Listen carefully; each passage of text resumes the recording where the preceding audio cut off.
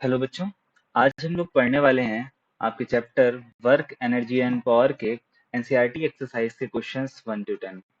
Last topic हम लोगों ने कवर किया था पोटेंशियल एनर्जी। अगर आपने उसकी वीडियो अब तक नहीं देखी है तो मैं ऊपर आपको ऊपर लिंक दिए दे रहा हूँ, आप वो देख लीजिए।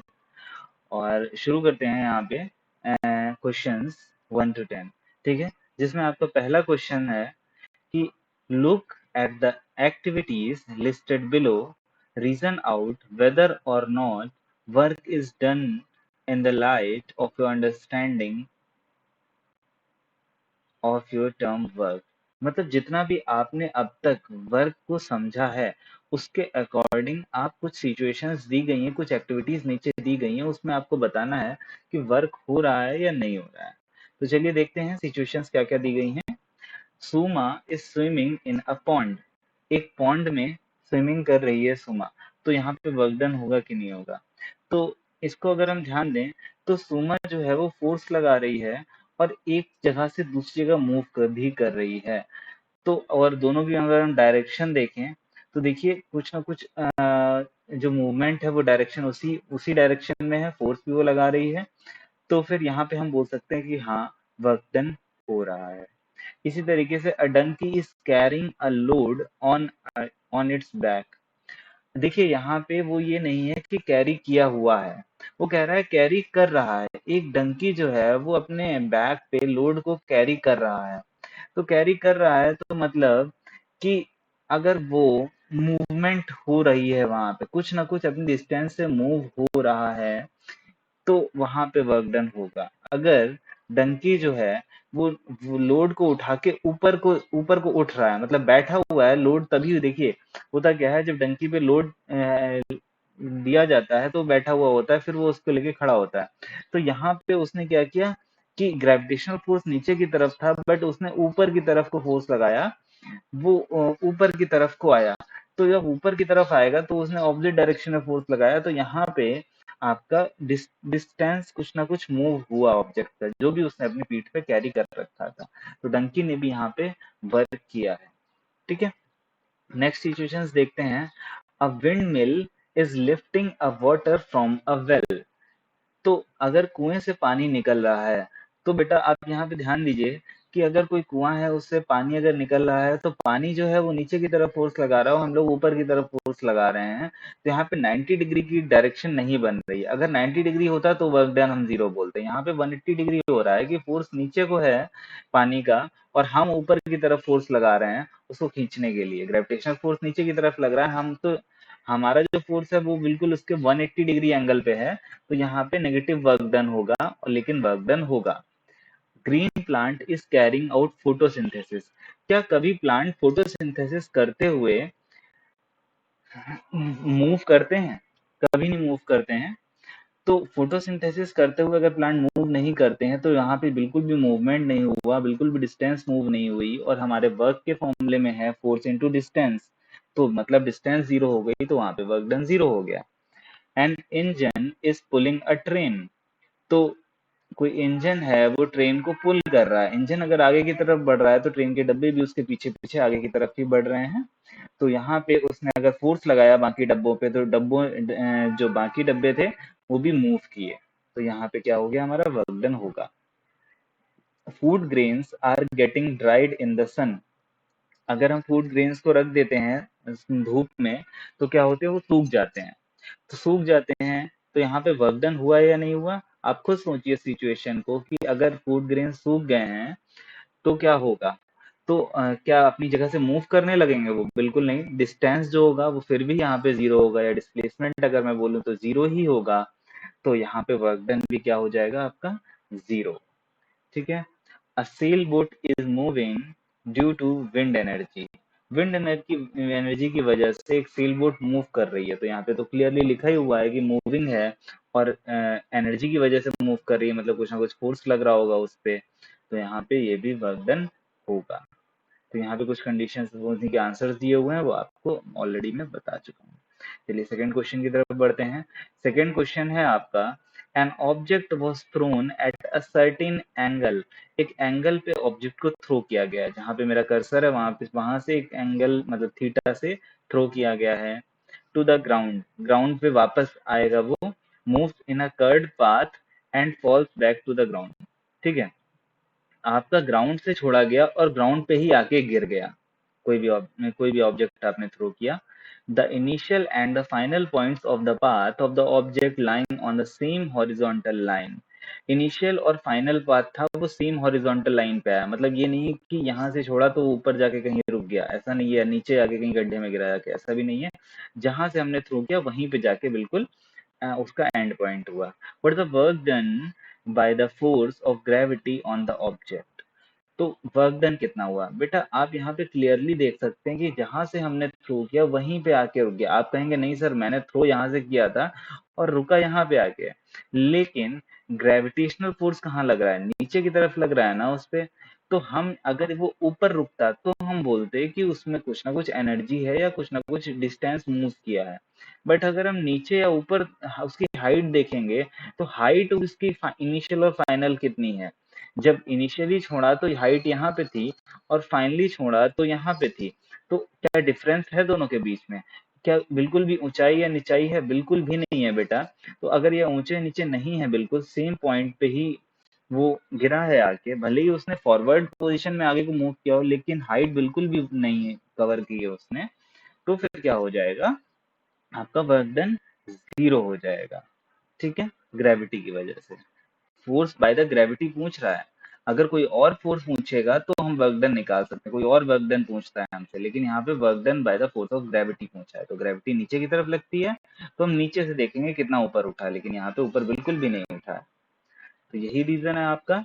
आप इसका आंसर पढ़ सकते हैं, for calculating work done there must be displacement, displacement होना चाहिए, but since in the example vertical displacement is zero, vertically बिल्कुल भी कोई भी ऑब्जेक्ट मूव नहीं किया है, as initial and final points lie on the same horizontal line, so the work done by the force of gravity is zero।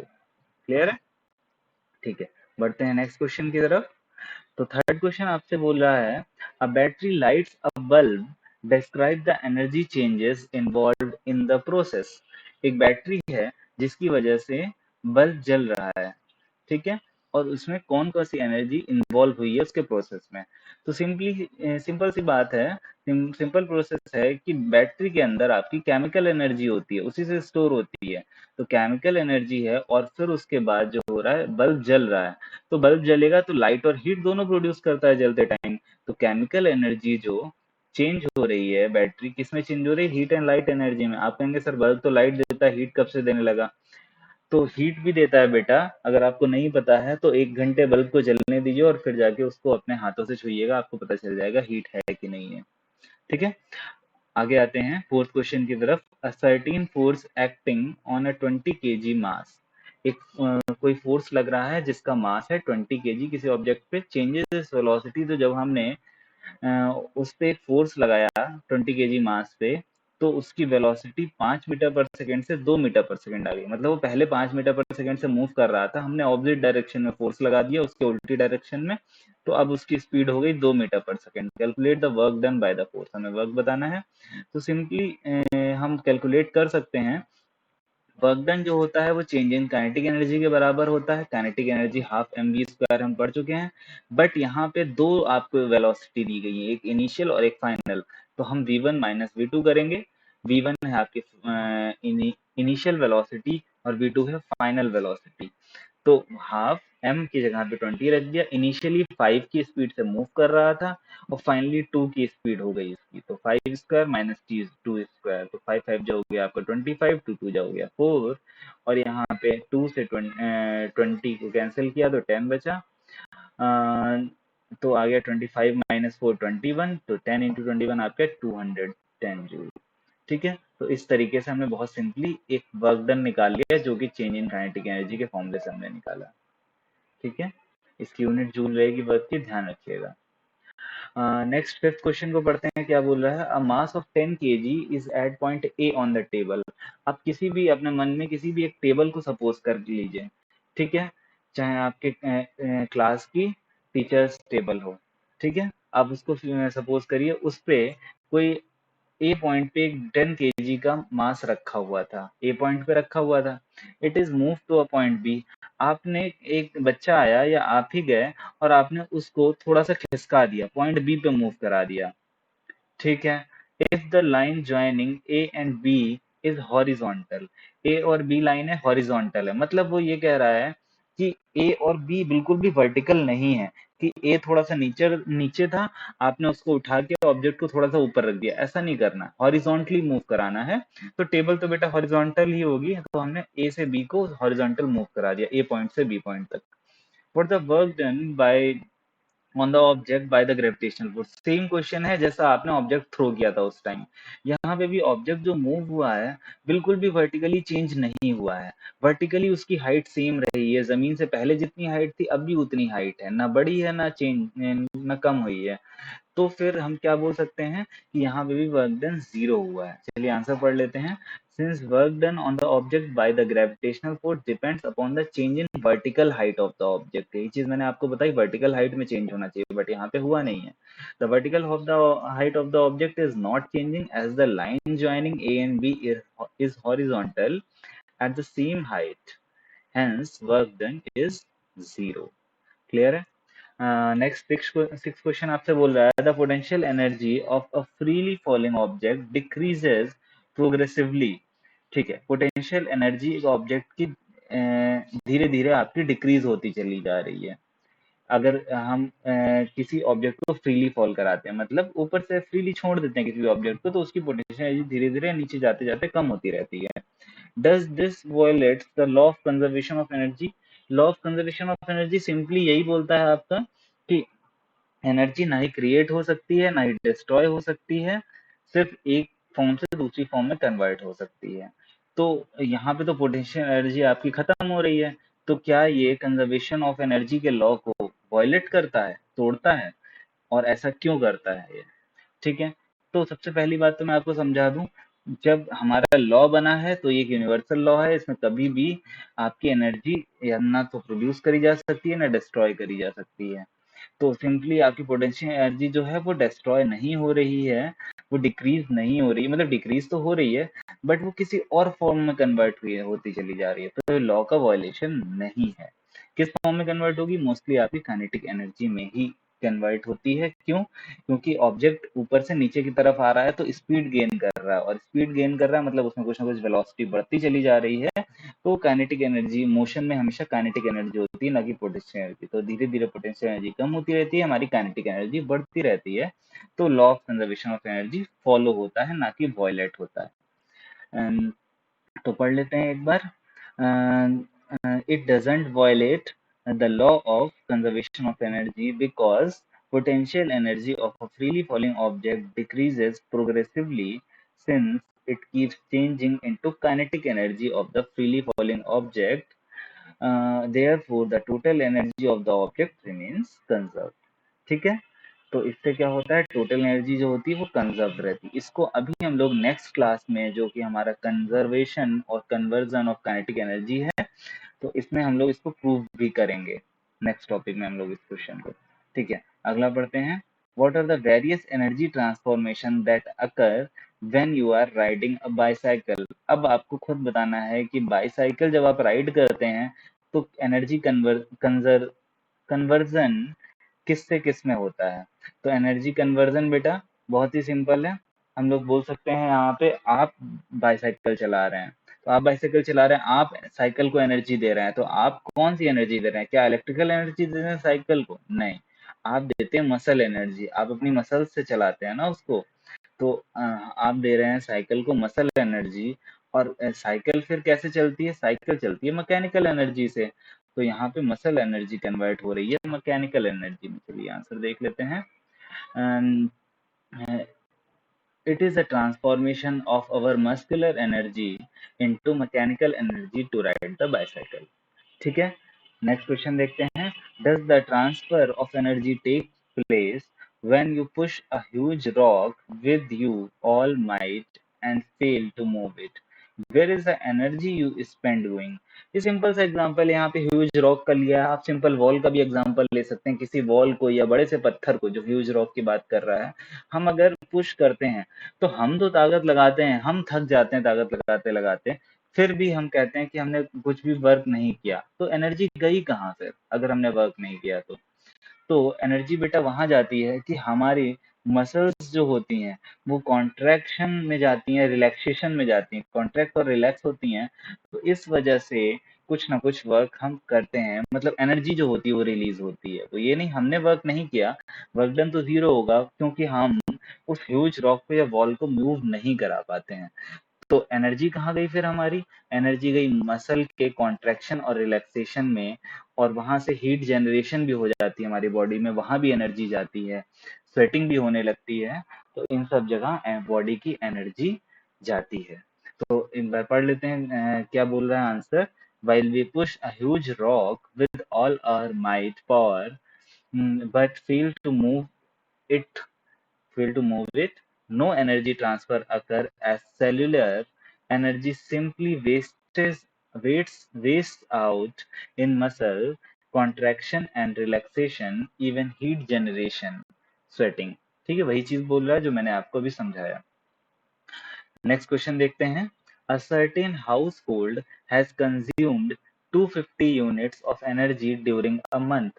एक house hold घर है उसमें 250 यूनिट एक मंथ में आ रही है, तो उसने कितनी एनर्जी यूज करी होगी जूल्स में? How much energy in this in joules is this in joules, कितनी एनर्जी है ये जूल्स में अगर 250 यूनिट एक घर में आई है? तो बेटे 250 यूनिट आई है तो हम इसको बोल सकते हैं कि वो 250 किलोवाट है, किलोवाट आवर है। ठीक है, जो भी घर में यूनिट आती है वो एक्चुअली किलोवाट आवर होती है, हम लोग बोलते हैं उसको यूनिट है। ठीक है, तो हम ये भी बोल सकते हैं कि 1 unit equals to 1 kilowatt hour, तो 250 unit equals to 250 kilowatt our.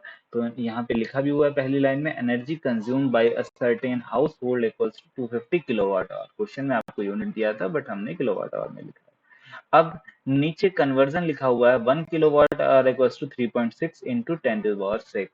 ठीक है, ये कन्वर्जन कहाँ से है? सबसे पहली बात तो आप इसको लर्न कर लीजिएगा, लेकिन आया कहाँ से? बहुत सिंपल है, अगर आपको लर्न नहीं है एग्जाम में तो आपको इसको कैलकुलेट करना पड़ेगा। तो आप इसको याद कर लीजिएगा। आगे देखते हैं फिर क्या होगा अगर आपका ये जूल में आ गया, तो ये 1 किलोवाट की और की वैल्यू आई है। अगर आपको 250 किलोवाट और निकालना है तो आप इसी को 250 से मल्टीप्लाई करा दीजिए, तो आपका आंसर आ जाएगा 9 इंटू 10⁸ जूल्स। क्लियर है? लास्ट न्यूमेरिकल देखते हैं। An object of mass 40 kg is raised to a height of 5 meter above the ground। अगर कोई ऑब्जेक्ट है 40 kg का जिसका मास है, उसको हमने 5 मीटर ऊपर उठाया है ग्राउंड से, what is its potential energy? बहुत ही इजी है, पोटेंशियल एनर्जी निकाल सकते हैं, हमें फॉर्मूला पता है। If the object is allowed to fall, find its kinetic energy when it is half way down. अगर वो आधा नीचे है तो हमें उसकी काइनेटिक एनर्जी बतानी है। ठीक है, बहुत ही इजी और सिंपल क्वेश्चन है। दो चीजें पूछी गई हैं। सबसे पहली चीज तो है कि आपका ऑब्जेक्ट जो है 40 kg का है और 5 मीटर अबव है, तो उसकी पोटेंशियल एनर्जी क्या होगी? पोटेंशियल एनर्जी का फॉर्मूला हमें mgh पता है, जिसमें हमें m पता है 40, g पता है 10 और h पता है 5। तो हमने तीनों को मल्टीप्लाई करा दिया, हमारा आ गया 2000 जूल जो है पोटेंशियल एनर्जी। तो हमने पहले पार्ट का आंसर कर दिया। अब पूछ रहा है कि उसकी काइनेटिक एनर्जी क्या होगी अगर वो आधा नीचे आए तो बेटा अगर वो कोई भी ऑब्जेक्ट है वो ऊपर से फ्रीली फॉलिंग है, जब ऊपर से छोड़ा गया होगा तब उसकी वेलोसिटी क्या होगी? तब उसकी जीरो वेलोसिटी होगी, मतलब इनिशियल वेलोसिटी तो जीरो होगी।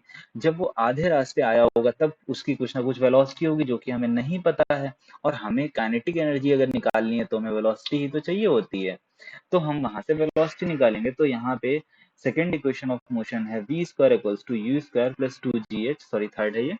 तो थर्ड इक्वेशन ऑफ मोशन, इसको हमने उठाया, जिसमें हमें v की वैल्यू निकालनी थी, तो हमने u की वैल्यू 0 रखी, 2 को 2 ही रखा, g की वैल्यू 10 ली है और h को हमने 2.5 दिया। यहाँ पे g कहीं 10 दिया नहीं हुआ है तो आप 9.8 करके ही सॉल्व करिएगा, 10 भी कर देंगे तो गलत नहीं होगा, अप्रोक्सीमेट वही आंसर आएगा। तो आप जैसे चाहें वैसे कर सकते हैं। तो यहाँ पे जी की वैल्यू 10 रखी है और हाइट आपकी 2.5 रखी है। वो 2.5 क्यों रखी? क्योंकि आधे रास्ते पे आपकी काइनेटिक एनर्जी पूछ रहा है। अगर काइनेटिक एनर्जी पूरे के रास्ते की पूछता तो हम यहाँ पे मतलब बिल्कुल नीचे आते हुए उसकी काइनेटिक एनर्जी क्या होती, जब बिल्कुल नीचे होता तब उसकी काइनेटिक एनर्जी निकालते तो हम यहाँ पे 5 रखते, लेकिन अभी आधे की पूछ रहा है तो हमने 2.5 रख दिया। तो इसको सॉल्व करने पे आ गया 50। काइनेटिक एनर्जी का फॉर्मूला हमें पता है half m v square, half तो हाफ ही रहेगा, मास हमें पता है और कितना है 40, और वेलोसिटी आधी दूरी पे क्या है उसकी अभी हमने निकाली है 50। हमने रख दी वैल्यूज जितनी भी अभी आई हैं, जिससे आ गया 1000 जूल। तो पोटेंशियल एनर्जी बिल्कुल ऊपर जो स्टोर थी उसके पास वो थी 2000। अगर आधे रास्ते आया तो काइनेटिक एनर्जी, पोटेंशियल एनर्जी ऊपर क्या होगी, जब बिल्कुल ऊपर होगा टॉप पे तो पोटेंशियल एनर्जी तो 2000 होगी, लेकिन ऊपर काइनेटिक एनर्जी क्या होगी, काइनेटिक एनर्जी होगी ऊपर 0। अब नीचे आते आते पोटेंशियल एनर्जी तो कम हो गई होगी, जो कि अभी हमने नहीं निकाली है, लेकिन हम निकाल सकते हैं एमजीएच के फॉर्मूले से कि बीच में उसकी पोटेंशियल एनर्जी क्या होगी। हमने उसकी काइनेटिक एनर्जी निकाल ली है जो कि आ गई है 1000 जूल बीच के रास्ते पे। अगर बिल्कुल ये नीचे तक आता, यहाँ पे हम 5 रखते तब उससे कैलकुलेट करते तो पोटेंशियल एनर्जी 0 हो जाती नीचे आते आते, और काइनेटिक एनर्जी बढ़ जाती। ये चीजें अभी हम आगे नेक्स्ट क्लास में देखने वाले हैं, तो टेंशन मत लीजिए। चलिए तब तक के लिए मैं इस क्लास को यहीं पे एंड कर रहा हूँ। आपको नेक्स्ट वीडियो का link, conservation and conversion of energy का लिंक मैं ऊपर दिए दे रहा हूँ, आप देख लीजिए। बाकी और कोई वीडियो अगर आपको देखनी है तो प्लेलिस्ट में जाके आप देख सकते हैं। तब तक के लिए थैंक यू क्लास।